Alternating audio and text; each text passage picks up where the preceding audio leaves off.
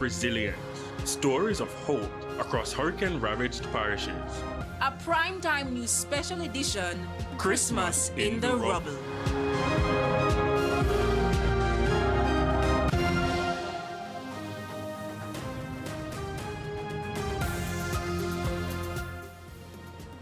Good evening and welcome to Primetime News. We're live on air and online at onespotmedia.com. I'm Janelle Precious. And I am Andrea Chisholm. Specifically, we are at 58 High Street in Black River, St. Elizabeth. This area is the premises of the St. Elizabeth Parish Court as well as the St. Elizabeth Municipal Corporation. And Chizzy, we have a comprehensive news package for our viewers this evening, and it's a week before Christmas, so we thought it necessary to revisit some of the communities devastated by Hurricane Melissa and to see how they are preparing for Christmas. So we'll have lots of stories later in Primetime News, but in addition to that, Anthony Lugg is standing by in studio. He will have all the details in the business day. We also have sports commentary and weather later in the package. So before that, we have the feedback question, Yes, Janella. Our feedback question this evening is, what more can be done to fast-track the recovery process post-Hurricane Melissa? You can share comments online, facebook.com/television Jamaica, and you can also post on X at TVJ News Center. Stay with us. Primetime News live from Black River, St. Elizabeth returns right after this break.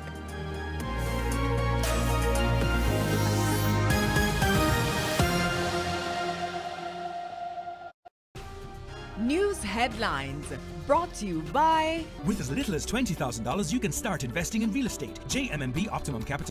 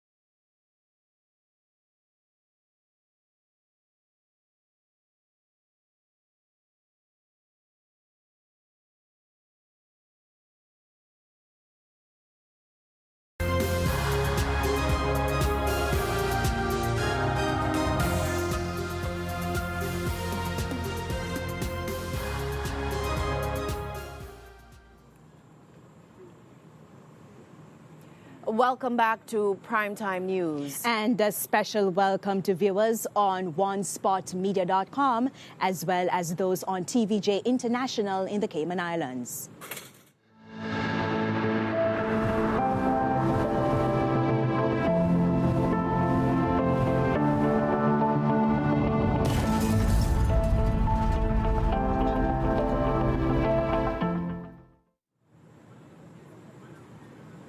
And as we mentioned to our viewers earlier, Chizzy, we are in Black River in St. Elizabeth. And one thing that has struck out is that we see where life is slowly beginning to return to normal. Yeah, and you know, Janella, coming here, when we were traveling from Kingston to St. Elizabeth, I saw that Holland bamboo is getting green again, because in the initial stages, in the aftermath of Hurricane Melissa, late October, early November, thereabout, traveling to the area, you saw pure, should I say, stems and sticks and stumps on the trees, but now we're seeing that the trees have sprung into life. Even where we are, and I'm sure that even some of the persons you would have spoken to, although we see that normalcy is beginning to return, the stories continue about what happened on October 28th. Yes, I actually spoke to a security guard, Janella, who was in what's left of this building behind me, the St. Elizabeth Parish Court. It houses the municipal corporation as well. He was saying to me that he and about 5 other people, they were actually upstairs when Hurricane Melissa struck here. And when the roof went, they had to go downstairs. And after going downstairs, the sea, which is located nearby, the waves came in. It was about 15 feet high. They had to scamper for cover in another section of the building on this premises. Eventually, they made it out, and they're just thankful that they're alive. As they should be, Andrea. Now, we have heard other stories, and we want to zoom in on how persons impacted by the hurricane are preparing for Christmas. Our reporter Jamila Maitland was in St. Elizabeth earlier this week and filed this report. The Total gas station in Black River, St. Elizabeth is one of the few places with energy in the once vibrant capital. No power, but a pulse. Proof of life after the old town was brought to its knees by Hurricane Melissa. Majority of businesses converge here at the intersection of North Street, Logwood Avenue, Central and Riverside roads. From getting public transportation to food items and market produce. That's safe for us to be around here. And they don't finish clean up here, so we have to just hang around the gas station until they ask us to leave, because we're not going to stay here for long. Overcrowding in the already congested, hurricane-ravaged capital keeps police officers busy. And while law enforcement are lenient, there are other factors. Sometimes they want to be building them back, so we have to take up them parking and so. Black River is one of the hardest hit places. Much of business is hampered because of the absence of electricity. Like clockwork, people head out at the crack of dawn to do business and travel back home by 5 p.m. to beat the dark. It's got a little bit short, because you know man are going to rob, man are going to do what they have to do. So we got to have to catch you a little bit early. Because we don't have light, we don't have electricity to keep us along. The other factor is the absence of a working ATM.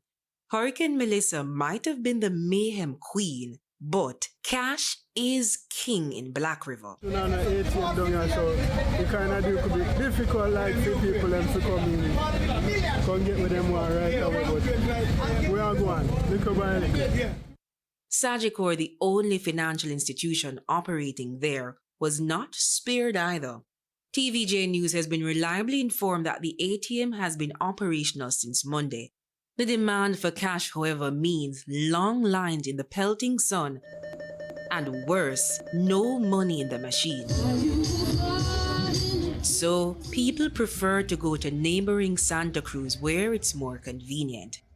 Still, the municipal corporation says Black River remains open for business. We are going to be having a little small Christmas tree, powered by a generator if we are not, energized by Christmas.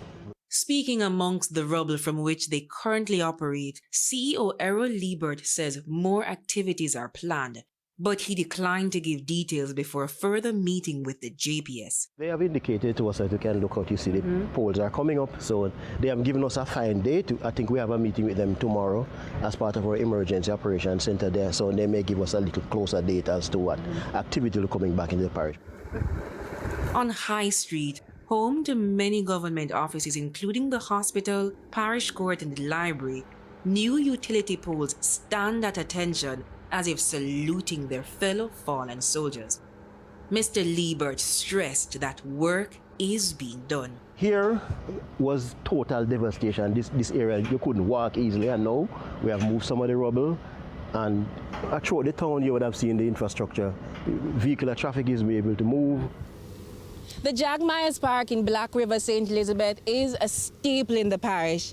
Every year, citizens, families, they come for the tree lighting ceremony. For this Christmas, however, much of that will be scaled down because of Hurricane Melissa. Workmen, however, have been trying to clear the area that was overrun by debris. Work has slowed down. That's because of a punctured tire, but they told me that's not stopping them from ensuring that some semblance of normalcy returns to Black River this Christmas. We have this hiccup regularly on the work site, you know, so that is just one of those days. So when they come back, you're going to be back to work again? Definitely. Passers-by like Beverly are willing the Christmas spirit back to the capital. I feel sad about the situation because everything would have looked good and proper before the storm. But since the storm, we don't have no more Black River again. What do you think Grand Market is going to be this year? We're not going to have any. The vendors have accepted the fact that it won't be business as usual, but there will be business nonetheless. Well, we look at the left free. So we now we could live none at all. When they left look a piece we can drive, we save and make a look of money. You understand? Jamila Maitland, TVJ News.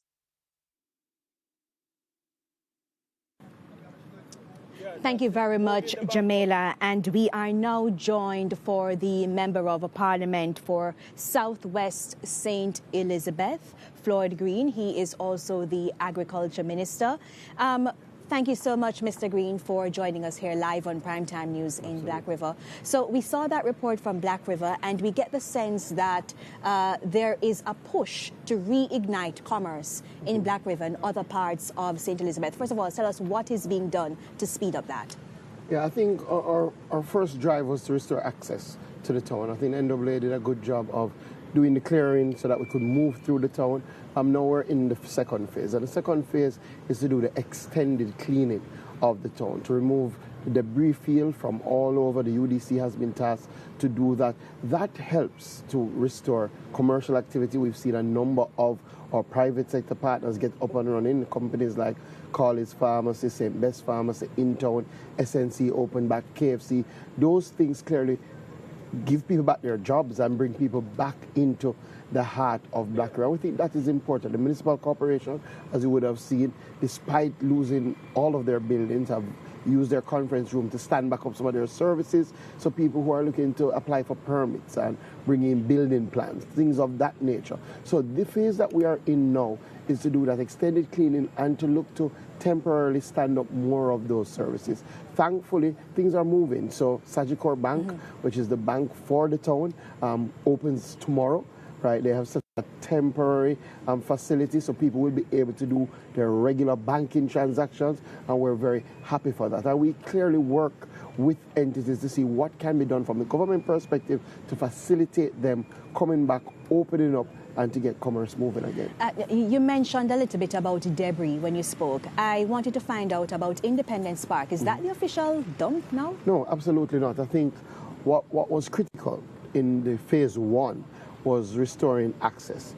And if we had taken the decision to move the debris to a far location, it would have taken a very long time, right? So what was done is that in that phase, the debris was moved from the town to Independence Park. Now Independence Park will be cleaned wholesale, right? So part of the UDC has been tasked to do that. So that's one of their main goals, to get that debris out of Independence Park.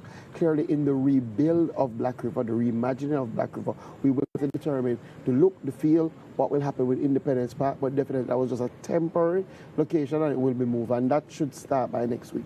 Okay, let's switch gears to agriculture. St. Elizabeth is the breadbasket parish, and farmers have told our news centre that persons came around, did a semi-assessment, they took their names, but they don't know what's next. How will you be assisting the farmers to quickly start the replanting process? So the next is literal inputs recovery process, and providing support directly to the farmers, and that has started. So last week Friday we had our first St. Elizabeth engagement in this part, in South St. Elizabeth. That was in Flaggerman. Over 119 farmers would have received either fertilizer or seedlings. We also took the opportunity to open a storage facility. So this is new solar generated powered storage, containerized storage. This is part of the government's push to ensure when we prepare for weather events of this nature, when we say to farmers, go out, harvest, they have somewhere to store. So we started that distribution in South. We've also been in Ginger Hill, where we've been distributing pineapple suckers, where we've been distributing fertilizer. So what you would have seen first is the assessment. Now we're moving into the providing relief. That will take some time, because clearly we're talking about 70,000 farmers. But each week we will get to more farmers. The RADA team today was in Westmoreland. The parish offices are doing their own sort of intervention. We launched our broiler program, which we're providing 100,000 broiler chicks to small farmers. We launched that in St. Elizabeth, in Holland Village yesterday, 1,000. And fisheries is also providing support. So we've distributed wire in Black River, White House, we're going to go to Parity, we've been to Rocky Point. So I think there is always take some time to reach to the mass of people, but we've started that process. And Minister, I can't let you go without talking about animal tagging. We carried a story a few days ago about farmers saying you're taking too long to tag the animals and they need to sell them for Christmas. What is the ministry doing to speed up that? So it's one of the things that we're working on. The animal tagging system started in 2015. Right, and the ministry has been out there tagging since that time. However, what you find is that there was not that detailed enforcement. Now that enforcement has started, because we have an agriculture protection branch of the JCF, then you're seeing a lot more calls for animals to be tagged. We have ramped up our tagging support. We've brought in 8 interns. We're now doing blitz. We had our first blitz in St. Elizabeth, where we did 300 animals. We were in Manchester last week, Saturday. They did 330 animals. We're going to be in Clarendon this Saturday. So what the team is doing is, one, doing an all-hands-on-deck approach, going in, tagging as much animals as possible, bringing in more people. So we've added 8 to the complement to move around, and I've said to the team, let me see how that works for the next 2 weeks. I'm listening to the farmers, I'm listening to the butchers. If it's not working, then we have to fix it, right? So we've brought in more support, and I will be going back out there to see if that has made the difference we expected to make. All right. Thank you so much. That is MP for Southwest St. Elizabeth, Floyd Green, and he's also the Minister of Agriculture and Fisheries. Still to come this evening, more stories from the West. PIOJ seeks international assistance following preliminary estimates from Hurricane Melissa. We'll be right back.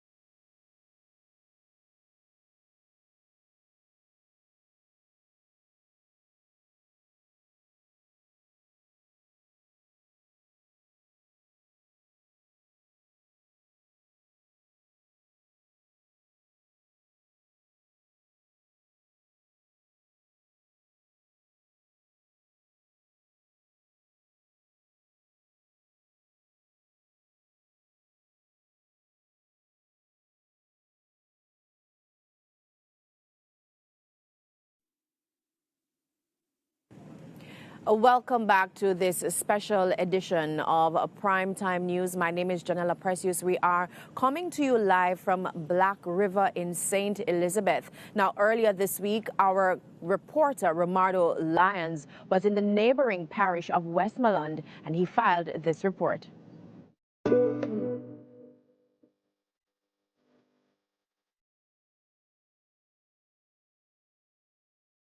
The language everyone seems to be speaking now is Christmas, a time of home, family, and community. But right across Westmoreland, home after home, mile after mile, people have been beaten into silence. But all hope isn't lost. There are a few things that could make those affected smile through the holidays. Meet Steve Roy Hines, 58 years old. He lives in Dunbar's River in Savannah-Lamar, Westmoreland. His wife passed away in 2011. Every Christmas since, after the dinner and the merriment, he'd sit at home and look at her pictures, memories. But Melissa took almost all of them. This is one of the few remaining. Even the marriage picture right here, you know, see it? Right. Yeah, man. So all them there, I don't know where them gone. The only thing we can tell us we kind of have is a little album with me little wedding picture, the meaner. Yeah, but away from that, nothing. Nothing. He'd love if the photo could be laminated. I intend to keep it because I have a little other one, you know. So that's where the memory come from, you know. Yeah. It's hard, but I just say it go. In terms of profession, I'm a painter, you know. But he has no walls to paint. You stand inside and you're still outside. He's working on his sister's home, which sustained less damage, taking it step by step. Ultimately, money to rebuild would be great. But in the grand scheme of things, even in the rubble, there's one thing that could add color to the grey of destruction and make Christmas a bit more enjoyable. To be honest with you, my TV, my lasty, I'm a little entertaining thing. But I think back when I'm alright, because I can look inside. When I go there now, I can set you up and live in there and watch the news and things like that. I love little news at evening time. Dotlin Samuels is 74. She lives in Ferris. When you get to a certain age, you never hear the question, what do you want for Christmas? Well, she heard it this year. I could get some black. And cement. I would be grateful. Just blocks and cement. In terms of food though, where you get food and water, you're alright where food is concerned? Yes, man. They kept food come deliver to us whole heap. Dorothy Bailey's yellow dress is a symbol of hope in Camp Savannah. She also says materials to rebuild would sprinkle cheer. We're getting some food, but we need something to help out with the housing. We need the housing, you understand? A lot of people in my era, they flat. Some of them making up this little board with 2x4 thing. I don't know how they're gonna do with the breeze again, you understand? But they need this help. They need this help, and I appreciate it if I get this help. You understand? That would make me a good Christmas, trust me. Now follow me to O'Reilly Samuel's living room. Everything gathered in one spot. This stove would have been used to cook Christmas dinner. Glass here that will hold no sorrel. Christmas.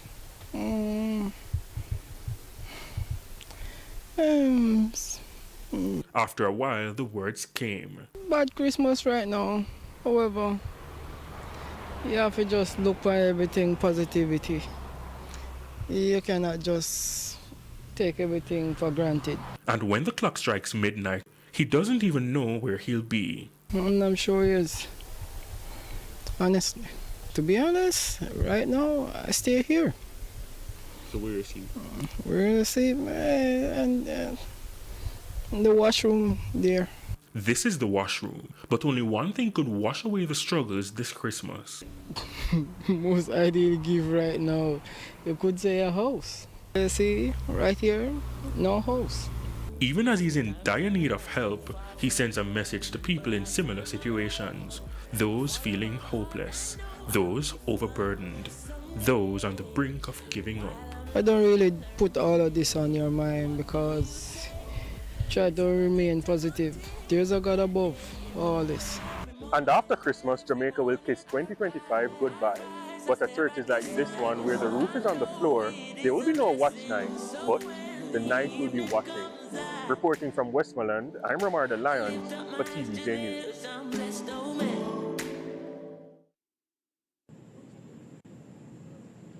Thank you so much, Romardo. Well, I am sitting next to the man in charge of the St. Elizabeth Police Division, Superintendent Coleridge. Mento, thank you so much for joining us. And you are in your formal police garb. Is there a reason for that? Well, right where we are is the old courthouse. And this is where we would normally have our circuit court. It was transferred to the Balaclava court. And so today was the closing of our circuit, and I have to dress like this to deliver what is called a jail delivery. Okay, so I mean the police in St. Elizabeth in particular, you have been operating under not ideal conditions. What has that been like for your officers?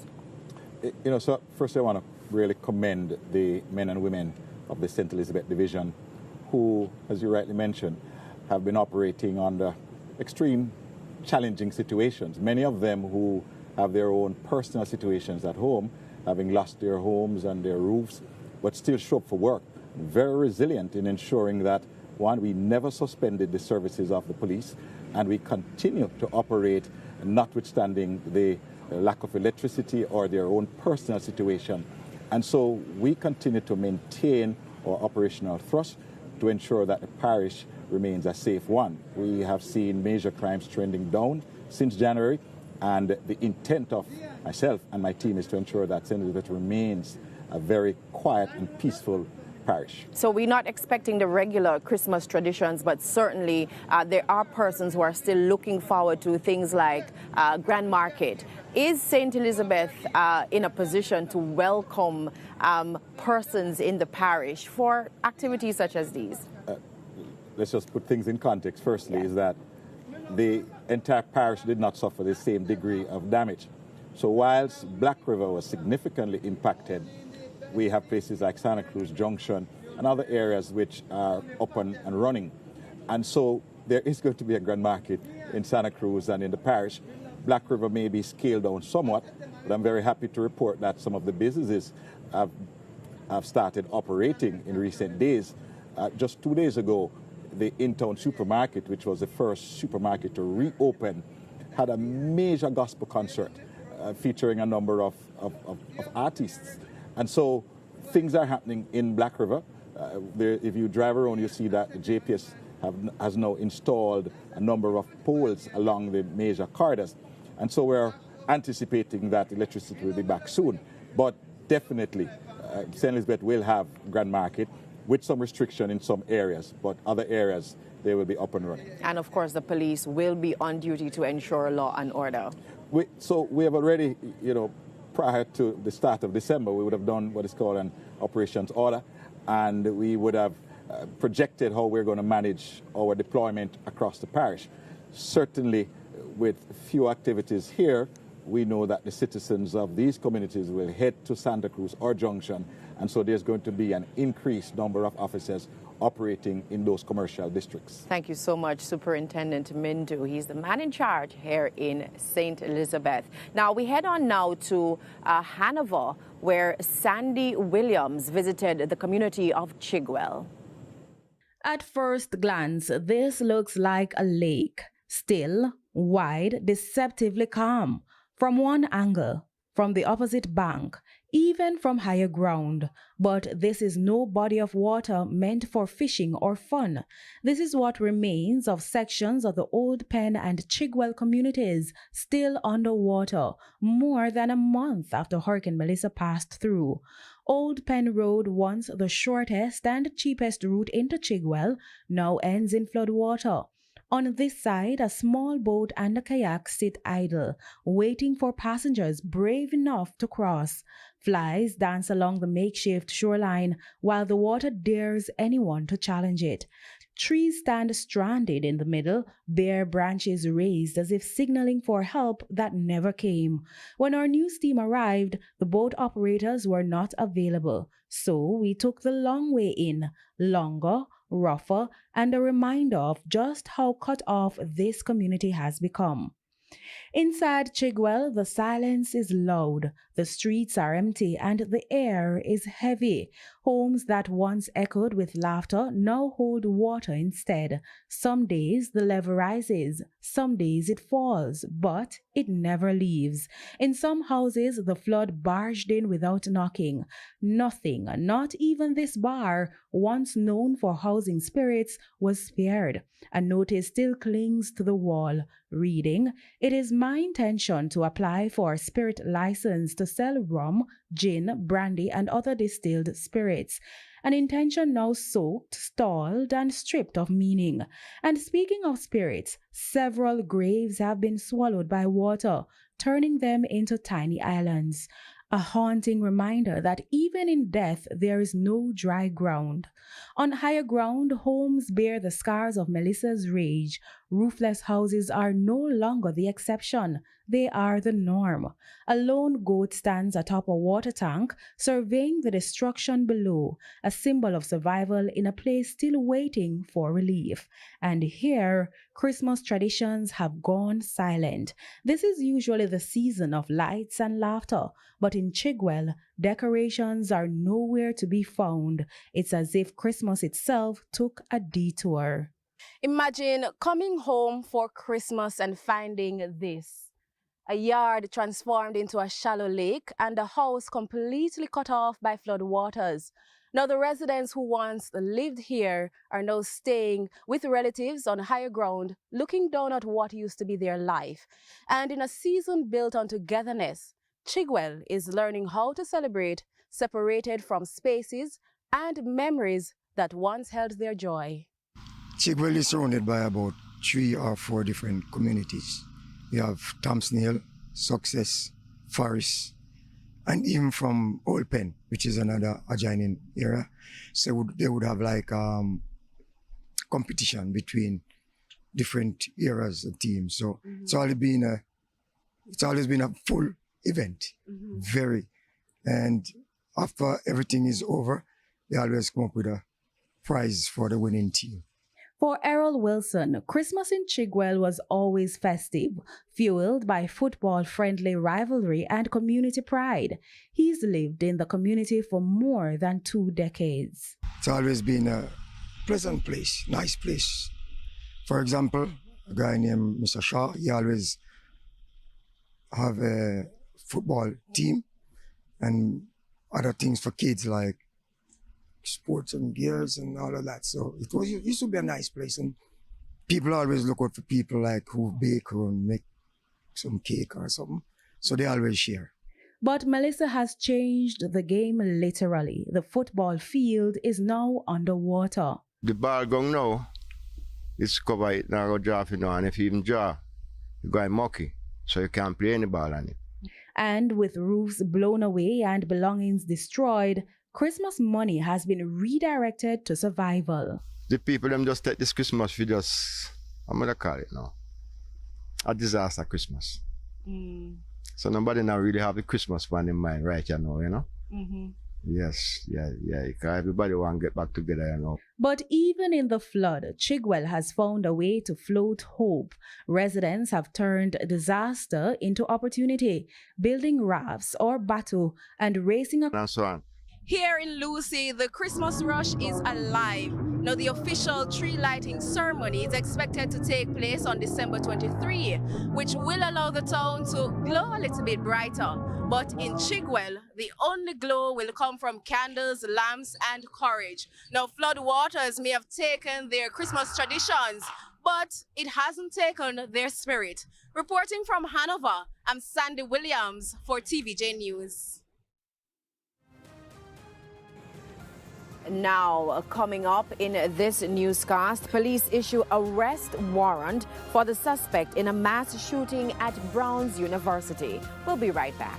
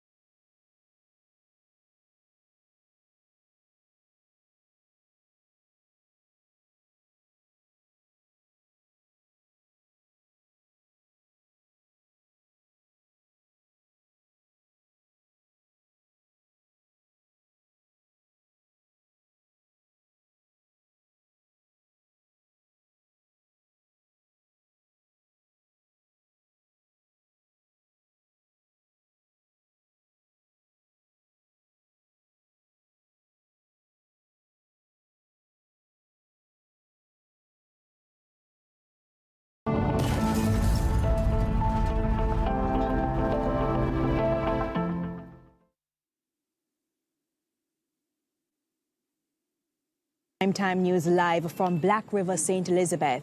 Now, tourists have been coming to Jamaica, but it's not to have a fun vacation. Their sole intention is to spend money with the locals. Now, our reporter Dwayne Anderson was in St. James and he filed this report. Mornings in Montego Bay are now punctuated by beating hammers, humming electrical saws, and singing pub drills. It is the rhythm of recovery.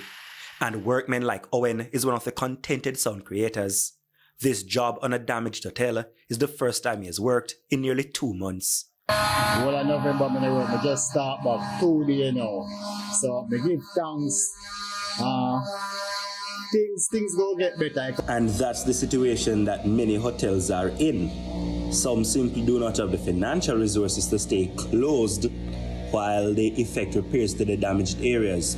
So what they're doing is they're trying to do a balancing act by allowing guests into some rooms that are not affected, that were not affected by the hurricane, while doing repairs with the money they make from those guests on the other areas that have been damaged. Lorena is an expert brought in from Central America by private hotel operators to help with repairs. She does not think it is a good idea to have guests in hotels while repairs are ongoing. I don't think so because it doesn't feel like you're on a vacation. It feels that everybody's working on getting things done. Based on the damage you've seen at these hotels, would you encourage people to come visit Jamaica and come here for vacation right now? Right now, not much right now because there are many things to do. In the nights in Montego Bay, the Jimmy Cliff Boulevard is the place to be. But not a lot of people have chosen to return to nightlife activities just yet. Not enough cash to spare on entertainment. Even participants in the less glamorous unregulated sector of nightlife in St. James are feeling the strain of the sluggish economy post-Melissa. It's safe for you to be doing your work while pregnant? Then you know most me not rob and me not thief. Father God say help work themselves. Me not go sit down and wait for handouts. So how business are going since you're... And me not make nothing. Me there 8 months pregnant and me not make nothing. But don't you think it would be safe and better for you to, you know, put down this sort of job, especially at this stage of your pregnancy? It's not so easy like you say, come me try. Not even hospital no safe for me. Listen to me, I tell you, sir.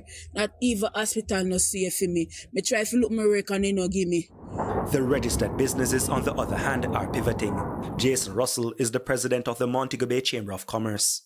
The COVID model taught us one thing. It taught us that you have to be resilient. You can't look at what you had yesterday and predict the future. You have to stay firm. You have to keep your staff working. Sometimes you have to do a little more marketing, maybe pivot within the business. So we've seen a lot of that on the road. What we're also asking the eastern side of the island, the people that were less affected, to come and support Montego Bay, come and support the West. These visitors are from the Netherlands. They are spending Christmas in Montego Bay. Their reason for being in Jamaica is simple. Yes, I was here to enjoy myself initially. Now I'm helping people. I'm bringing them clothes. I'm bringing them food. I'm trying to help where I can. And in terms of the vacation part, how's that going? It's going well. It looks all right. It looks all right. The people are doing their best to get the country back on track, so it's fine. What about you? You know, how is it working out for you so far? Good. Weather's good. The beaches still look nice. Still, you see some damage from the storm. See people building, but I think they did a pretty good job with rebuilding. What would you say to other people overseas looking on? Would you encourage them to come to Jamaica at this time? Yes. Yes, the people need to come. They need to support the locals. Like, that's where they get the money to rebuild everything. Further south, another brutal reminder of Melissa's sting. Homes still hugged by tarpaulins, roofs lost weeks ago, still not repaired. From when I park, I saw my day I will no house, you know. Sleeping at the park? Yeah, on one beach here. So right now I want the world to see this and want some help, you know. To Mr. Andrew Holiness, we need help, daddy, you know. Please and thanks. In places like Anchovy St. James, damage to infrastructure also very evident. These people want attention from the state for Christmas. You name it, you can find it here in the drain that serves the Anchovy community in St. James. In fact, even a small banana tree is growing in the drain. The residents say about 6 weeks ago when the authorities came in after Hurricane Melissa, they pushed the debris from the main road into the drain. And they're worried the first serious piece of rain they get in this area, it will lead to some sort of destruction. The other side of the road, the embankment came down wash into the road, and the road is now narrow. So there's a lot of accident happening right in this corner. I think this road, something needs to be done. The two sides of the road need to be pushed off, clear, so that the traffic can flow free. This naked tree stands alone in the dark, peeled off its leaves. 20 feet away, a decorated Christmas tree shines bright. Together, they represent the current situation in St. James, a tourist-dependent parish battered by Melissa, but still trying to make merry in the winter tourist season. Dwayne Anderson, TVJ News. So we go to Trelawny now, where in the capital, Falmouth, although electricity has been restored, there are quite a number of areas still left in the dark. Our reporter, Prince Moore, was in the parish and filed this report. It's beginning to look a lot like Christmas in the town of Falmouth, Trelawny. The town is abuzz with activities, almost like it wasn't affected by Hurricane Melissa in late October. Cruise ships docked at the pier and tourists making their way in the town to get a piece of Jamaica. However, while things are looking up in the capital, it's not looking as bright for other areas. In Duanville, there's no light, no water, no trucking. Water Commission promised us to give us water, and there's none. Traveling through the parish, it's clear Trelawny is bracing for a holiday unlike any in recent memory. Lives have been disrupted and residents have put a pause on the traditional preparations for the Yuletide season. Kenesia Williams is from Duanville. She only has a few wishes for Christmas. What I want right now is the current, the water, the service, stable service. That's basically it. The Christmas will be back. But right now, there's no Christmas in my community. For many families in Trelawny, the days leading up to Christmas have been marked by clearing off debris and repairing roofs rather than decorating and preparing feasts. We normally spend the Christmas here at home. Our children normally come in and we have a good time, like cooking, have our sorrel and everything, and then passerby would come over and some liquor, and less fortunate people around us would come for their dinner, and we have a good time with them also. This year, it's so sad, because we don't have no gungu, no sorrel to look after. Why not? No, because the storm come and mash up everything. Elsewhere in the parish, residents are grappling with damaged farms and other infrastructure. In the farming community of Litchfield, this farmer is in the process of reaping yams for sale, but he says he's not feeling the Christmas spirit. It's not going to be the same this year. I don't know about next year, but it won't be that. Why do you think it's not going to be the same? No, because of even light issue. You know, so kids picking up night time. And it light now will come back to that. I don't see where the light current will come back. The cry for electricity restoration has grown louder in recent weeks. While the Jamaica Public Service says its teams are working around the clock, residents in Wait a Bit will have to do just that, wait a bit longer for electricity to be restored. Throughout the area, there are downed electricity poles and wires strewn across roadways, and the nights are pitch black. It's a similar situation in Albert Town, where the sounds of generators have become the norm. You know, the little town always, Christmas Eve, most people go to Christianity Day, but they're coming back to the Christmas Eve in Albert Town. So that is going to dampen it a lot, you know. Christmas is usually a time of celebration, where persons gather and celebrate, and while reflecting on the reason for the season, they'd have some fun. Now, from all indication, that spirit has been dampened by the impact of Hurricane Melissa. It has also been compounded by the lack of electricity. Now, some persons depend on generator for power, but that has proven to be costly. Reporting from Albert Town in Trelawny, I'm Prince Moore for TVJ News. And And ahead of the break, let's give you some responses to our feedback question. And this evening we were asking what more can be done to fast-track the recovery process post-Hurricane Melissa. And our first response is from Audley Phillip, and he says, we need to put greater emphasis on the 4 C's of disaster recovery: communication, coordination, continuity, and collaboration. More social support and less political gamemanship. And our final comment from Prince Wellington. He says, remove the help from the grasp of politicians who are treating this situation like favors are being granted. Keep sending those comments, facebook.com/television Jamaica, and post on X at TVJ News Center. Now, Business Day and the news from overseas are next with Anthony Lugg in Kingston.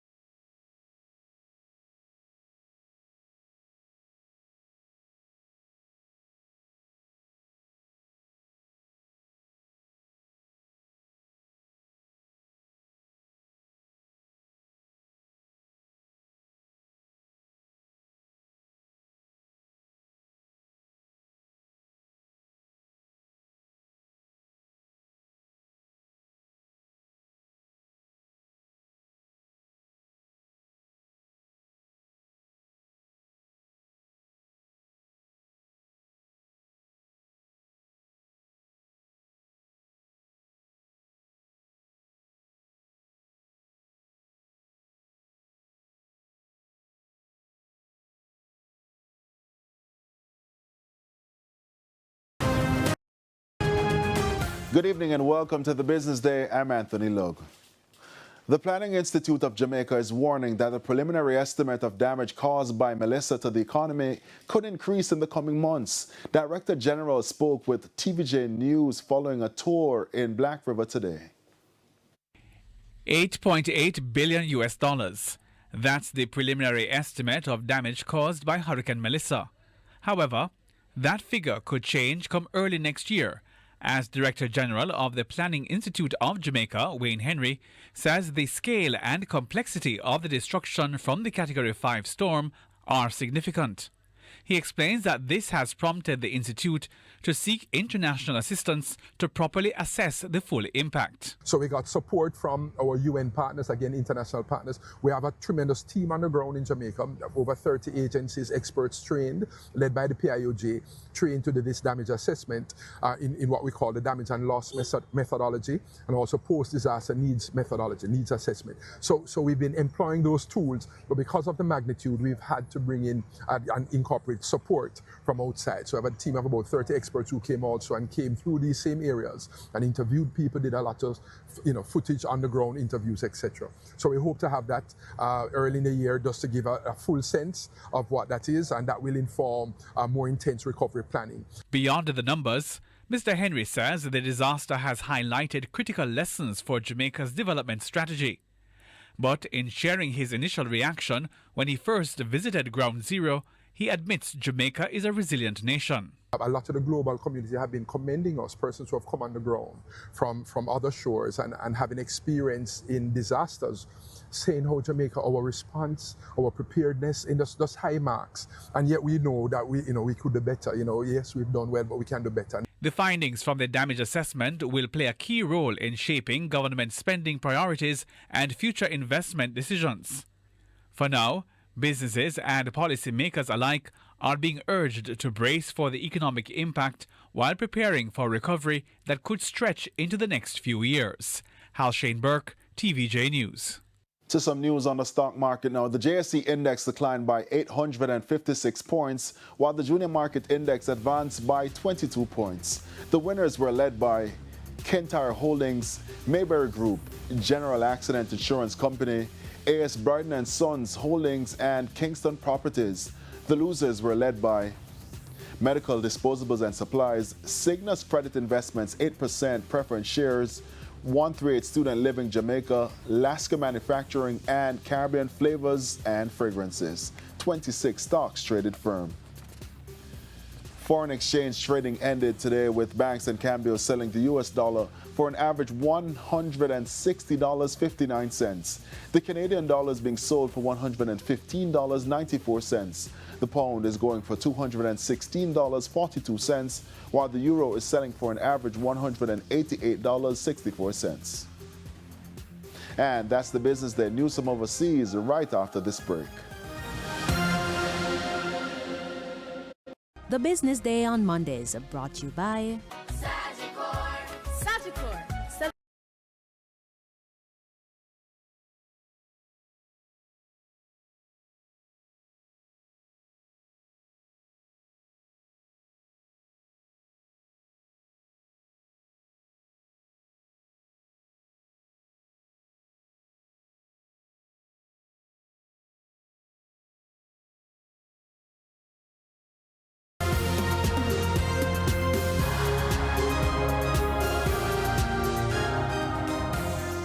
Welcome back. In news overseas, police have issued an arrest warrant for the suspect in a mass shooting at Brown University that killed 2 people and injured 9 others. Authorities are now searching for the person and a car the suspect is believed to have rented. They have not publicly identified the suspect. They're also looking into a possible link between the shooting at Brown and the killing of a professor at Massachusetts Institute of Technology 2 days later. And the Primetime News package continues with sports right after this break.